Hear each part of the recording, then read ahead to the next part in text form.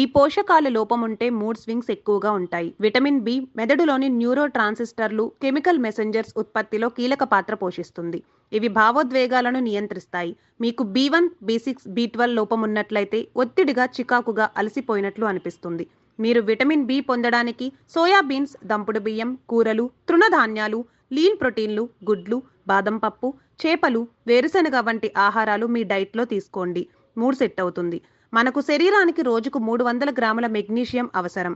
Magnesium సమృద్ధిగా పొందడానికి మీ ఆహారంలో గుమ్మడి గింజలు, బాదం, పాలకూర, జీడిపప్పు, వేరుశెనగలు, సోయాబీన్స్, ఉలవలు, బంగాళదుంప, దంపుడు బియ్యం, పెరుగు, ఓట్స్, రాజ్మా, అరటిపండు, చేపలు, పాలు, ఎండు ద్రాక్ష, avocado, chicken, apple, carrot, broccoli చేర్చుకోండి. ఐరన్ మెదడు సహా శరీరం అంతటా ఆక్సిజన్ను రవాణా చేయడానికి సహాయపడుతుంది.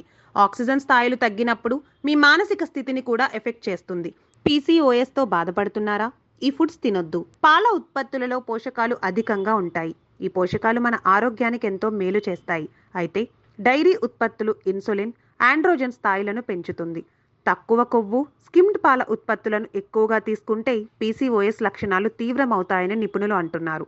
మీకు పాలకు ప్రత్యామ్నాయాలను ఎంచుకోవచ్చు. బదులుగా ఆవు పాలు తాగొచ్చు. సోయా ఉత్పత్తులలో ప్రోటీన్ సమృద్ధిగా ఉంటుంది. అయినప్పటికీ అధికంగా ప్రాసెస్ చేసిన సోయా ఉత్పత్తులలో ఫైటో ఈస్ట్రోజన్లు ఉంటాయి. ఇవి శరీరంలో హార్మోన్ల అసమతుల్యతను కలిగిస్తాయి. ఎక్కువగా ప్రాసెస్ చేసిన సోయా ఉత్పత్తులను ఎక్కువగా తీసుకోవద్దు. కాఫీ, కూల్ డ్రింక్స్, టీ వంటి డ్రింక్స్లో కెఫిన్ అధికంగా ఉంటుంది. కెఫిన్ ఎక్కువగా తీసుకుంటే హార్మోన్ల అసమతుల్యతకు కారణమవుతుంది. ఈ రంగులో ఉన్న ఫుడ్స్ తింటే పిల్లలు పుట్టే ఛాన్స్ పెరుగుతుంది. యాపిల్, టొమాటో, చెర్రీ, దానిమ్మ, స్ట్రాబెర్రీ, పుచ్చకాయ, beetroot, red capsicum, red cabbage, ఉల్లిపాయ ఎర్ర రంగులో ఉంటాయి. ఎరుపు రంగు ఆహార పదార్థాల్లో ఆహారాల్లో ఫ్లేవోన్స్, లైకోపిన్, కెరోటినాయిడ్స్, ఫ్లోరోటిన్ వంటి ఫైటో కెమికల్స్ ఉంటాయి. ఇవి రోగనిరోధక శక్తిని బలోపేతం చేయడానికి సహాయపడతాయి. ఆరెంజ్ రంగులో ఉండే నారింజ, బొప్పాయి, క్యారెట్, పసుపు, గుమ్మడికాయ, బత్తాయి, మామిడి వంటి ఆహార పదార్థాల్లో alpha carotene, curcumin, beta carotene, carotenoids ఉంటాయి. ఇది కొవ్వులో కరిగే కణజాలాలకు యాంటీ ఆక్సిడెంట్లను అందించడానికి సహాయపడతాయి. నిమ్మ, పైనాపిల్, అరటి, మొక్కజొన్న, పసుపు క్యాప్సికం, పసుపు ఉల్లిపాయ వంటి ఆహార పదార్థాల్లో జింజరాల్, ప్రీబయోటిక్ ఫైబర్, లూటిన్, రూటిన్, జియాక్సంతిన్లు ఉంటాయి. ఇవి ఎంతో ఉపయోగపడతాయి.